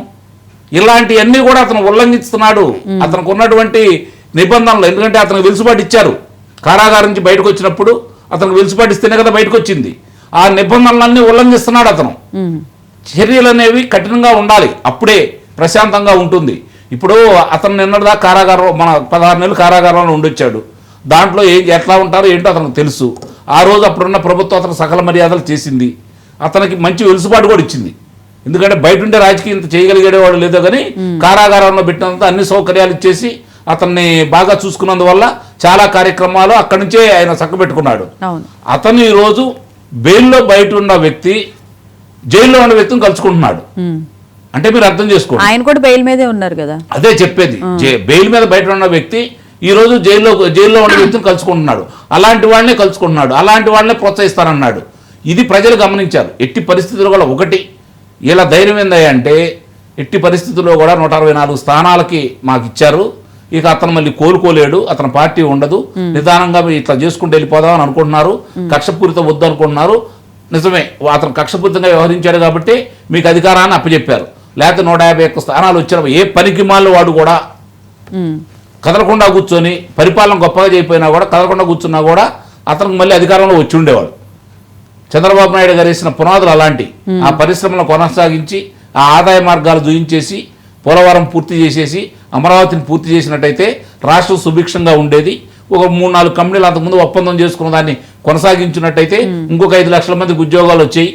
ఎందుకంటే వాళ్ళే చెప్పారు, ఈ ప్రభుత్వం చెప్పుకోలేకపోయింది. అప్పుడు ఈ ప్రభుత్వం ఉంది కదా 2014-2019 వరకు, వీళ్ళు ఆ రోజు 5,13,000 మందికి ఉద్యోగం వచ్చిందని చెప్పని వీళ్ళు చెప్పుకోలేకపోయారు. వాళ్ళు గౌతమ్ రెడ్డి గారు, అంటే దివంగత పరిశ్రమల శాఖ మంత్రి గౌతమ్ రెడ్డి గారు స్వయానా శాసనసభలో చెప్పారు, గత ప్రభుత్వం వల్ల 5,13,000 మందికి ప్రభుత్వ రంగం కావచ్చు లేకపోతే ప్రైవేట్ రంగం నుంచి కావచ్చు ఉద్యోగ కల్పన జరిగిందని చెప్పి అతను చెప్పాడు. 32 మంది డిఎస్పీలకి ప్రమోషన్ కమ్మవారికి ఇచ్చారని చెప్పని వాడు అభియోగం మోపితే హోంశాఖ మంత్రి గారు స్వయానా శాసనసభలోనే చెప్పారు, లేదు ఇద్దరే అని చెప్పని. అంటే వాళ్ళు చెప్పిన దానికి, వాళ్ళు వీళ్ళ మీద ప్రచారం చేసిన దానికి తిప్పికొట్టడంలో విఫలమయ్యారు. ఇప్పుడు అలానే వ్యవహరిస్తున్నారు. ఇది గమనించుకోవాల్సిన అంశం. ఇక్కడ జరుగుతుంది ఏంటి, ఏదైనా విషయాలు ప్రజల వద్దకు చేరినయా లేదా, మనం చేస్తున్న ప్రభుత్వం పాలన సరిగ్గా ఉందా లేదని చెప్పేది ఎవరు? ప్రజలు, కార్యకర్తలు. నాయకుల వల్ల వాళ్ళు ఏం చెప్తారు, నాయకుడిని ముప్పి పొందడం కోసం వాళ్ళు లేనిపోయినాయని చెప్పి ఆయన్ని పొగిడి వాస్తవాలు ఆయన దృష్టికి తీసుకెళ్ళం. అలాగే ఉద్యోగస్తులు కూడా, నిస్సందేహంగా చెప్తున్నాం, ఉద్యోగస్తులు కూడా అదే పరిస్థితి. కాబట్టి వీళ్ళకి అసలైన వాళ్ళు ఎవరు, భుజాన వేసుకొని మోసింది ఎవరు, పోరాడింది ఎవరు, పోరాడుతుంది ఎవరు? కార్యకర్తలు. వాళ్ళని గమనించుకోవాలి. ఇప్పుడు ప్రత్యక్ష సాక్షి నాకు తెలిసి వంశీ 2 పర్యాలు అతని మీద దాడి కూడా జరిగింది. మీరు అతను చేయి ఇట్లా చూపిస్తే తెలుస్తుంది, ఇక్కడి నుంచి ఇక్కడ దాకా గాయం కూడా. అలాంటి వాళ్ళందరూ పోరాడారు. ఆ పోరాడిన వాళ్ళకి న్యాయం చేయాలా వద్దా, భరోసా ఇవ్వాలా వద్దా? అలాంటి వాళ్ళు ఎంతమంది ఉన్నారు? అందుకే నేను చెప్పాను, సత్యవర్ధన్ ఉదాహరించిన కారణం ఏంటంటే, సత్యవర్ధన్ ఈరోజు అతను అతి తెలివికి పోయి బొక్కబరలా పడ్డాడు కాబట్టి ఈరోజు అతను సంబంధించింది మీరు అధికారంలో ఉండి మీ కార్యకర్తలు మీకు భరోసా ఇవ్వలేనప్పుడు మీరు ఏదో చేస్తున్నామంటే ఎవరికి నమ్మకం కలుగుతుంది, ఎందుకు కలుగుతుంది, ఎందుకు కలగాలి అని చెప్పి నేను అడుగుతున్నాను. నా ప్రజలు ఏం కోరుకుంటున్నారు, ప్రజలకి ఇవ్వాల్సినటువంటి భరోసా ఏంటి? ఈరోజు మీరు రహదారులు బాగు చేస్తున్నారు, పోలవరాన్ని పూర్తి చేస్తున్నారు, దానికి నిధులు తీసుకొచ్చారు కేంద్రం నుంచి, అమరావతికి నిధులు తీసుకొచ్చారు, 15,000 కోట్ల రూపాయలు గ్రాంట్ తెచ్చుకున్నారు, మిగిలిన 30,000 రూపాయలు నిధుల రూపాయలు తెచ్చుకున్నారు మీరు. అది కూడా మీరు పూర్తి చేస్తారు. ఈ ప్రభుత్వంలోనే అన్ని పనులు పూర్తి అవుతాయి, ఆదాయ మార్గాలు వస్తాయి. రేపు పొద్దున ఇలాంటి వాడు వస్తే ఏంటి పరిస్థితి అని చెప్పని ఈరోజు ప్రజలు, కార్యకర్తలు ఆవేదన పడతా ఉన్నారు. ఎక్కడెక్కడ వాళ్ళు దేశ విదేశాల వాళ్ళు ఒక్కొక్కరు 5 లక్షల రూపాయలు ఖర్చు పెట్టుకుని వాళ్ళకుంటే 3 ఓట్లు 4 ఓట్లు వచ్చి ఓట్లు వేయడానికి ఓట్లు చేర్పించుకొని ఈ రోజు వాళ్ళు ఓట్లు వేసి వెళ్ళిపోయారు. వాళ్ళు మీ గురించి ఏం ఆశించట్లా.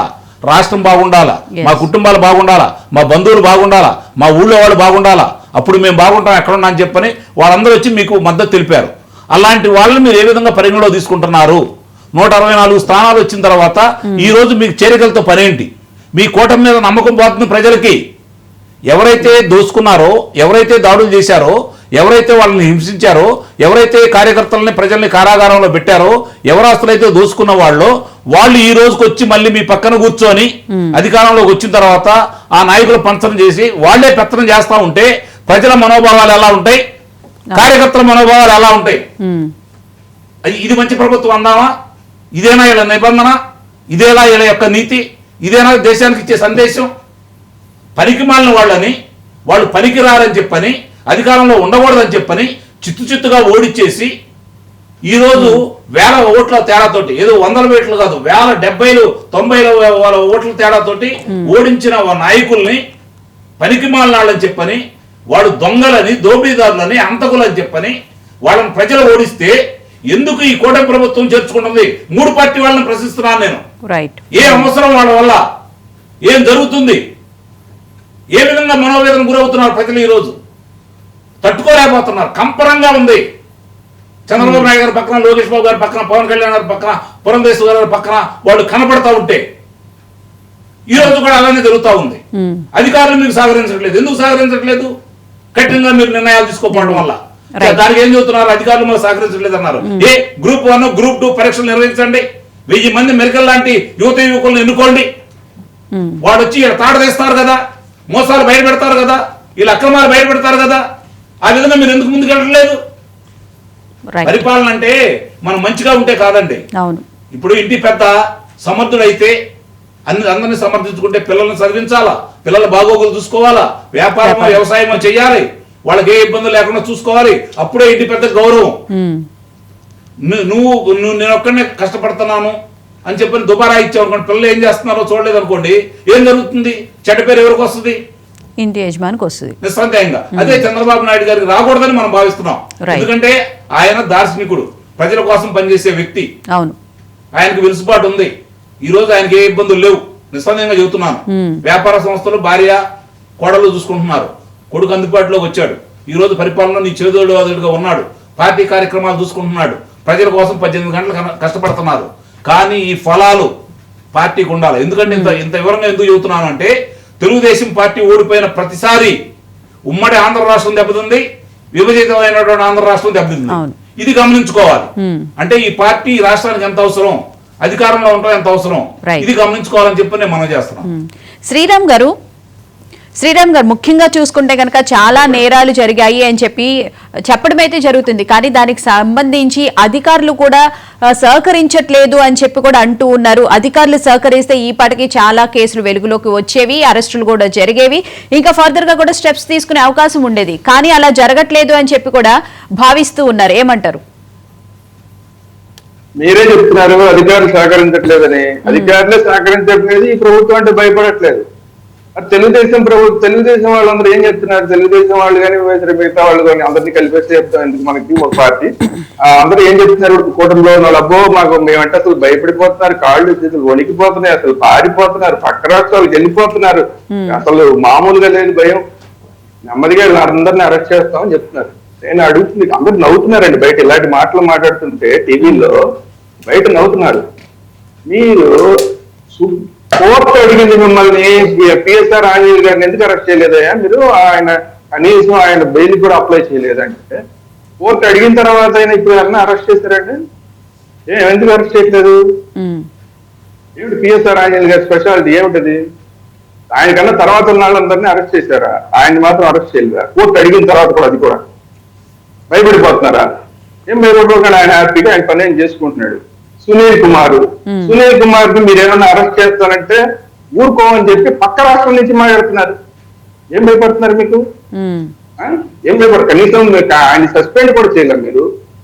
మీరు సస్పెండ్ కూడా మీరు చేయలేకపోతున్నారు. రఘురామకృష్ణరాజు గారు మొత్తుకుంటే మీరు సస్పెండ్ కూడా చేయలేకపోతున్నారు. పక్క రాష్ట్రం వాళ్ళేమో జాగ్రత్త సునీల్ కుమార్ జోలికి రాబోకండి మీరు అని చెప్పి వార్నింగ్ ఇస్తున్నారు.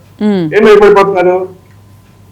అధికారులు డీజీపీ ఆఫీసులో ప్రతిరోజు వచ్చి సంతకాలు పెట్టండి, ఇక్కడ కూర్చోండి అంటే అధికారులు వచ్చారండి ఆ రోజున. ముగ్గురు ఇప్పుడు సస్పెండ్ అయిన వాళ్ళందరినీ కూడా రోజు డీజీపీ ఆఫీసులో వాళ్ళకి రోజు అటెండెన్స్ చేసుకోమని చెప్పారు. వచ్చారా? తగ్గొట్టారు. ఏం భయపడిపోయారు? ఇప్పుడు ఇప్పుడు ఇప్పుడు లేటెస్ట్ గా మనం మాట్లాడుకుంటున్న కేసు వంశీ గురించి మాట్లాడదాం. ఇందాక అంకమ్మ చౌదరి గారు చెప్పారు, పక్క రాష్ట్రానికి పాప కుర్రాడు పారిపోయాడు, మళ్ళీ ఈ రాష్ట్రానికి రాలేకపోయాడు అంటే ఏంటి? బాధితులు ఎవరైతే ఉన్నారో వాళ్ళు భయపడుతున్నారు కానీ నిందితులు భయపడట్లా. నిందితులు ఇంకా అక్కడే ఉన్నారు, బాబు మనం అక్కడికి వెళ్తే మనం బతకలేమని చెప్పి బాధితులే మరి పక్క రాష్ట్రాల్లో ఉంటున్నారు. పోనీ అది కూడా అయిపోయింది. అసలు వంశీ గనక నిజంగా మన ఏదో చేస్తారన్న భయం ఉంటే ఇలా కిడ్నాప్ చేసే ప్రయత్నం చేస్తాడండి? లేదు. ఎందుకు కిడ్నాప్ చేసే ప్రయత్నం చేశాడు? మీరంటే భయం లేక, మీ ప్రభుత్వం అంటే భయం లేక మీరేం చేయలేరులే, మనం ఎక్కడెక్కడ అగ్రిమెంట్లు చేసుకున్నాం, మనం ఒకటని చెప్పి మనం అందరం అగ్రిమెంట్ చేసుకున్నాం, మనం ఏం చెయ్యలేం. కానీ ఆయనకున్న భరోసా ఇది బయట అందరూ చెప్తున్నారు ఓపెన్ గా. మేమేంటంటే టీవీలో మీకు అర్థం అవుతుందని చెప్తున్నాం. జాగ్రత్త పడండి, మీరు ఇలాగ అనుకుంటున్నారు బయట, కొన్ని సామాజిక వర్గాలు మీరు కావాలని వదిలేస్తున్నారు బయట మాట్లాడుకుంటున్నారు. ఆయన ఎంత మీరంటే భయపడితే కనుక అక్కడే ఉండేవాడుగా, ఇలాంటి కిడ్నాప్ పని చేసేవాడు కనుక. రోజా గారు మరి ఫస్ట్ లో వెళ్ళిపోయింది, ఆవిడ ఏదో పక్క రాష్ట్రంలో అలా ఆయన ఉన్నాడు కాబట్టి అక్కడికి వెళ్ళిపోయింది, కొన్ని ఏదో దేవాలయాలు తిరిగిపోయింది, అమ్మో పారిపోయింది అన్నారు. మళ్ళీ వచ్చిందిగా, మళ్ళీ వచ్చి ప్రెస్ మీట్లు పెట్టిందిగా. ఏం భయపడిపోయింది? ఇప్పుడు ఆవిడ సైలెంట్ అయిపోయిందంటే మిమ్మల్ని చూసి భయపడదు, సైలెంట్ అవ్వాలా? అక్కడ ఆ నియోజకవర్గంలో వేరే వాళ్ళని తీసుకొచ్చి జగన్మోహన్ రెడ్డి గారు పెడుతున్నారు కాబట్టి ఇక ఈ పార్టీ గురించి మనం మాట్లాడితే కూడా దండగలే అని చెప్పి ఆవిడ కొంచెం సైలెంట్ అయింది. ఇంకొకటి పెద్దిరెడ్డి రామచంద్రారెడ్డి గారి గురించి ఒక పేపర్ లో ఇంత పెద్ద ఎత్తున వేశారు, వేయంగానే ఏదో చర్యలు తీసుకోమని చెప్పి ఒక కమిటీని వేశారు. మర్నాడే ఆయన వచ్చి ప్రెస్ మీట్ పెట్టాడు కదా, ఏం భయపడిపోయాడు ఆయన? మర్నాడే వచ్చి నిరూపించండి దమ్ముంటే అని చెప్పాడు కదా, ఏం భయపడిపోయాడు? కాబట్టి నేనేమంటున్నా అంటే మీరు భయపడిపోయారని జోకులు ఇవ్వకండి, ఎవ్వరు భయపడట్లా. అధికారులు భయపడట్లేదు, మాజీ ఎమ్మెల్యేలు భయపడట్లేదు, అధికారులు భయపడుతున్నారు సార్, అధికారులు భయపడతారు. ఎందుకంటే జగన్మోహన్ రెడ్డి మళ్ళీ వస్తాడు, వచ్చిన తర్వాత తన ప్రతాపం చూపిస్తారని అధికారులు భయపడుతున్నారు. అంటే ఏంటి ఇదే చెప్పబోతున్నా. అంటే ఏంటి, మీరు మళ్ళీ జగన్మోహన్ రెడ్డి వస్తాడన్న సూచనని మీ పరిపాలన ద్వారా మీరు ఇస్తున్నారు. అద్భుతంగా పరిపాలన చేస్తున్నారు. కేంద్రం నుంచి డబ్బులు వస్తున్నాయి, ఆ డబ్బులు వస్తున్నాయి. కేంద్రం నుంచి డబ్బులు వస్తే కాంట్రాక్టర్ మనం డబ్బులు ఇస్తే కట్టడండి. కేంద్రం నుంచి డబ్బులు వస్తాయి, మీరు అలాగే బ్రహ్మాండంగా కడతారు. అమరావతి మాకేం డౌట్ ఏం లేదు. కేంద్రం నుంచి డబ్బులు వస్తాయి కాబట్టి కడతారు, కేంద్రం నుంచి డబ్బులు వస్తున్నాయి కాబట్టి పోలవరం కడతారు, మాకేం డౌట్ లేదు. మీరు బ్రహ్మాండంగా కడతారు అవన్నీ. కానీ అధికారులకు భయం లేదు, ఎందుకు భయం లేదు, మళ్ళీ మీరు వెళ్ళిపోతారు. మళ్ళీ జగన్ అంటే మీరు చేయవలసిన పని ఏంటి, ఇందాక అంకమ్మ చౌదరి గారు కూడా చెప్పారు, ఒక 3 గంటల రాజకీయం చేయండి అని. పరిపాలన చేస్తే లాభాలు లేదు, మళ్ళీ ఆ పార్టీ అనేది రాకుండా చేయగలను అన్న మీరు భరోసాలు ఇవ్వలేకపోతున్నారు. కాబట్టి ఈ రోజు మీకు అధికారులు సహకరించట్లేదు. వీళ్ళు కూడా ఎందుకు భయపడట్లేదు అంటే, ఎందుకు మళ్ళీ నాలుగు రోజుల తర్వాత మళ్ళీ మనమే కదా వచ్చేది, ఎందుకు భయపడాలి? ఈ 4 రోజులు ఆల్రెడీ జగన్మోహన్ రెడ్డి గారు చెప్పాడు మన ఒక మీటింగ్ లో, అందరితో ఇంటర్నల్ మీటింగ్ మాట్లాడుతూ, 3 నెలలు జైల్లో పెడతారు, అంతకన్నా వచ్చి బెయిల్ మీద వస్తాం, సంగతి చూస్తాం అంటాడు ఆయన. ఏం భయపడిపోయారండి మీకు? జగన్మోహన్ రెడ్డి గారు ఏమైనా భయపడిపోయా? 3 నెలలు మహా అయితే మీరు 3 నెలలు పెడతారు, తర్వాత బెయిల్ తీసుకుని బయటకు వస్తాం, తర్వాత మీ సంగతి చూస్తా ఉన్నాడు ఆయన ఓపెన్ గా. అందరం టీవీలో చూసాం కదా, ఏం భయపడిపోతున్నారు మీకు? కాబట్టి ఏంటంటే మీరు మీ ఇందాక అంకమ్మ చౌదరి గారు చెప్పింది 100% రైట్. ఏంటంటే ఇది కూటమి ప్రభుత్వం అందరూ కలిశారు కాబట్టి వీళ్ళకి గెలిచే అవకాశం ఉందని వేశారు. కానీ దానికన్నా ఎక్కువ జగన్మోహన్ రెడ్డి గారు ప్రజల మీద చేసిన దాష్టికాలు, ఇందాక నేను చెప్పాను, సుగాలి ప్రీతి విషయం కానీ, డాక్టర్ సుధాకర్ విషయం కానీ, లేదంటే శిరోమండలం కేసు కానీ, ఒక డ్రైవర్ ని ఒక ఎమ్మెల్సీని చంపేసి ఇంటికి పార్సల్ తీసుకురావడం కానీ, ఇలాంటివి చేశారు కాబట్టి మీకు వాళ్ళని పక్కన పెట్టి మీకు అధికారం ఇచ్చారు. మీరు వాటన్నిటి మీద చర్యలు తీసుకోకపోతే మీకు ఎందుకు అధికారం ఇచ్చాం? అనవసరం వీళ్ళకి అధికారం అంటే వీళ్ళకి పని చేయడం. ఇప్పుడు పోలీసు ఉన్నాడండి, పోలీసు చేయాల్సిన పని ఏంటి? ఒక క్రిమినల్ ఎవరైతే ఉంటారో పోలీసుకి నీకు డ్రెస్ ఇచ్చి, నీకు అంత నీకు వెహికల్ ఇచ్చి, నీకు జీతం ఇచ్చి, ఇవన్నీ చేసిన తర్వాత పోలీసు నేను సంఘ సేవ బ్రహ్మాండంగా చేస్తున్నానండి అన్నాడు అనుకోండి, ఓ పావయ్య నువ్వు ఉండడానికి వీల్లేదు, పోలీసుతో నువ్వు అన్ఫిట్ అని చెప్తారు. అంటే ఏంటి? పోలీస్ చేయవలసిన పని పోలీస్ చేయాలి, క్రిమినల్స్ ని అరెస్ట్ చేయాలి. ఆ పని ఇప్పుడు ప్రభుత్వం చేయవలసిన పని ప్రభుత్వం చేయలేకపోతే వాళ్ళ బాబు వాళ్ళందరూ క్రిమినల్స్ దేశం నిండా రాష్ట్రం నిండా పడి దోచుకుంటున్నారా, అందరినీ బాధలు పెడుతున్నారా? మీరు వచ్చి వాళ్ళని అందరినీ లోపలేంట్రా బాబు అని పెడితే, ఏమో పోలవరం ప్రాజెక్టు బ్రహ్మాండంగా కడుతున్నాం, అమరావతి బ్రహ్మాండంగా కడుతున్నాం అంటే, సర్లే బాబు ఈ డబ్బులు ఇస్తే కేంద్రం డబ్బులు ఇస్తే ఎవడైనా కడతాడు, అవి కూడా అప్పులే వస్తున్నాయి, పోలే మేము ఇంకొకరిని తెచ్చుకుంటాం అని చెప్పి మళ్ళీ తెచ్చుకుంటారేమో మన భయం ఇప్పుడు జనానికి. మళ్ళీ అదే జగన్మోహన్ రెడ్డి గారు వస్తారేమో, ఎందుకు ఈయన ఎలాగే చర్యలు తీసుకోవట్లేదు, కేంద్రం డబ్బులు ఇస్తే ఆయన కడతాడు, ఈయన కడతాడు, ఎవడైనా కడతాడు అని చెప్పి మళ్ళీ వస్తే ఏంటి? అందుకే మీకు భయపడట్లేదు. మీకు ఎందుకు భయపడట్లేదు తెలుసుకోండి. ఇప్పుడు ఇంకొకటి కూడా చెప్తా, ఇదే జగన్మోహన్ రెడ్డి గారు ఎప్పుడు రారని మీరు చెప్తున్నారు. పిసిసి అధ్యక్షుడిగా చేసిన ఆయన వెళ్ళి ఇప్పుడు ఆ పార్టీలో జాయిన్ అయ్యాడు. గతంలో కాంగ్రెస్ లో ఉన్న ఒక్కొక్కళ్ళు 1 జాయిన్ అవుతున్నారు. ఉండవల్లి గారు రాజకీయ సన్యాసం తీసుకున్నానని చెప్పిన ఆయన ఎందుకని జాయిన్ అయ్యాడు అంటే, రాబోయేది మళ్ళీ ఈ పార్టీనే. ఈ పార్టీలో ఉంటే మనకి రాజకీయంగా ఫ్యూచర్ ఉంటుంది. రాజకీయంగా ఫ్యూచర్ లేదనుకుంటే ఎవడు జాయిన్ అవుతాడండి? రాజకీయ నాయకుడు. రాజకీయంగా ఫ్యూచర్ ఉంది అని చెప్పి వాళ్ళకి నమ్మకాన్ని మీరు కలిగిస్తున్నారు. మీరు కలిగించబట్టి వాళ్ళందరూ మళ్ళీ జాయిన్ అవుతున్నారు. మీరు తెలుసుకోండి. మమ్మల్ని చూసి భయపడుతున్నారని ఉంటే పై మాటలు చెప్తే ఏం కాదు. ఏం జరుగుతోంది రాష్ట్రంలో, ఏం జరుగుతోంది, రాజకీయ నాయకుల మనసులో ఏముంది? రాజకీయ నాయకులు మళ్ళీ వైసీపీ వస్తుందని అనుకుంటున్నారు, అందుకనే వాళ్ళు ఆ పార్టీలో చేరుతున్నారు. మళ్ళీ ఇదే పార్టీ వైసీపీ పార్టీ అధికారంలోకి వస్తుందని మామూలు అధికారులు అందరూ అనుకుంటున్నారు. ఎందుకు వచ్చిన గొడవలే, ఈ ప్రభుత్వాన్ని సహకరించుకోవడం ఉండడం బెటర్ అనుకుంటున్నారు. అది మాజీ ఎమ్మెల్యేలు నిందితులందరూ మళ్ళీ మనమే వస్తాం, ఈ 4 రోజులు వెళ్ళి జైల్లో కూర్చున్నా పర్వాలేదు అనుకుంటున్నారు. వాళ్ళకి నిజమైన భయం తీసుకురండి. మీ మాటల్లో భయం కాదు, ఈ మాటల్లో భయం ఎవ్వరూ ఫీల్ అవట్లా. నిజమైన భయాన్ని నిజంగా వాళ్ళందరిలో తీసుకురండి. అధికారులు పనిచేస్తారు. నిజమైన భయాన్ని గతంలో నిందితులు ఏవైతే చేశారో వాళ్ళందరికీ తీసుకురండి. వాళ్ళందరూ నిజంగా భయపడతారు. అలాగే ఈ పార్టీ ఎప్పటికీ వైసీపీ పార్టీ మళ్ళీ అధికారంలో రాదన్న భయాన్ని రాజకీయ నాయకులు తీసుకురండి. ఒక్క రాజకీయ నాయకులు కూడా వెళ్ళి వైసీపీలో జాయిన్ అవడం, ఇంకా బయట వేరే పార్టీలోకి వెళ్తారు. అంతేగాని మీ మాటలు ఇంకో అన్నిటికన్నా ఆఖరిగా ఒక మాట చెప్తా, అసలు ఏ సంవత్సరం అయిపోతుందండి, మీరు 8 నెలలు అయింది. మేము అన్ని సాక్ష్యాధారాలు అన్ని పకడ్బందీగా తీసి ఇంకెప్పుడు మీరు రాకుండా చేస్తాం అంటారు కదా. అంటే 8 నెలలైనా మీరు ఒక సాక్ష్యాన్ని తీసుకురాలేపారంటే ఏం ప్రభుత్వం అండి? 8 నెలలైంది అంటే మీరు గతంలో మీరు అందరూ మాట్లాడినవని తప్ప వాళ్ళందరూ నేరాలు చేశారు, ఘోరాలు చేశారని మీరు మాట్లాడిన తప్ప 8 నెలలు అయిన తర్వాత కూడా సాక్ష్యాలు తీసుకురాలేకపోతున్నారంటే Right, sir. తప్ప ఎవరిది, ప్రభుత్వాన్ని లేదంటే ప్రజలు ఆలోచిస్తున్నారు, ప్రజలు ఇవన్నీ గుర్తుపెట్టుకోండి. రైట్, చాలా మంచి విషయాలు చెప్పారండి. సరే ఏదో ఒక విషయం అండి, ఆ, నిన్న కాక మొన్న గోల చేశారు రుషికొండ గురించి. రుషికొండ కాంట్రాక్టర్కి 61 కోట్ల రూపాయలు ఇచ్చారు ఈ ప్రభుత్వం. ఏది ఆర్థిక శాఖ మంత్రి గారికి తెలియకుండా ఇచ్చారని చెప్పని వీళ్ళు గోల చేసేస్తున్నారు. చిన్న ఉదాహరణ చెబుతాను. గతంలో వైఎస్ఆర్సీపీ పార్టీకి సంబంధించిన పులివెందలు కావచ్చు, మిగిలిన సాట గుత్తేదారులకి డబ్బులు వెనక్కి ఇచ్చేశారు. 32 మంది 4 రోజుల క్రితం పయ్యావుల కేశవ గారిని కలుసుకొని మొరబెట్టుకున్నారు. అంతకుముందు తెలుగుదేశం ప్రభుత్వంలో చేసిన పనులవి, అంటే 2019 ముందు చేసిన పనులు. ఈ 5 సంవత్సరాలు వాళ్ళు ఇబ్బంది పెట్టారు. ఇప్పుడు 32 మంది వెళ్ళి మొన్న కలిశారు. కనీసం వారికి భరోసా కూడా ఇవ్వలేకపోయారు. వాళ్ళకి ఇంతవరకు క్లియర్ చేయట్లేదు. ఈ ప్రభుత్వం వస్తే న్యాయం చేసి, ఎందుకంటే తెలుగుదేశం ప్రభుత్వంలో చేశారని, తెలుగుదేశం పార్టీతో సంబంధం ఉందని చెప్పని అలాంటి వాళ్ళకి శిక్షలు పడతా ఉన్నాయి. మరి ఏ విధంగా భరోసా ఇస్తున్నట్టు? ప్రజలకు భరోసా లేకుండా, లేదంటే గుత్తేదారులకు భరోసా లేకుండా, ఉద్యోగస్తులు భరోసా లేకుండా ఎలా ఏం చేస్తున్నాం మనం? ఇది కదా ఆలోచించుకోవాలి. రైట్.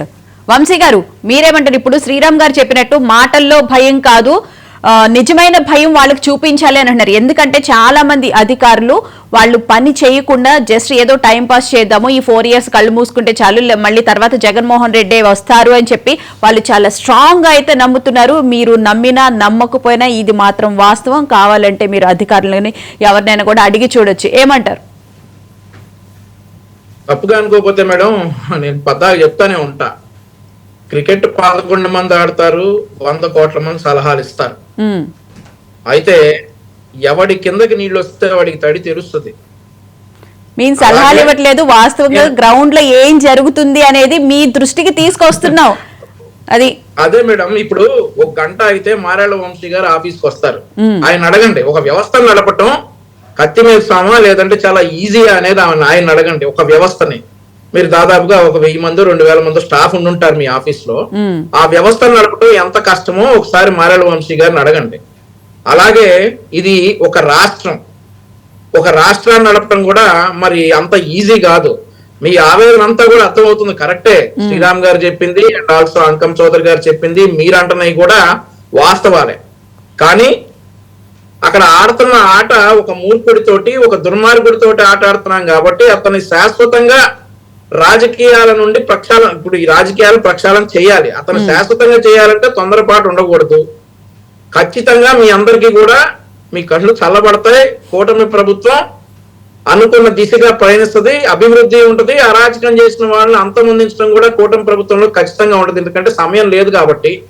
నేను మళ్ళీ చెప్తా ఉన్నా, boss is always right. Chandrababu Naidu గారు ఆలోచించారు అని అంటే ఆ ఆలోచనకు తగ్గట్టు యాక్షన్ ఉంటుంది ఖచ్చితంగా.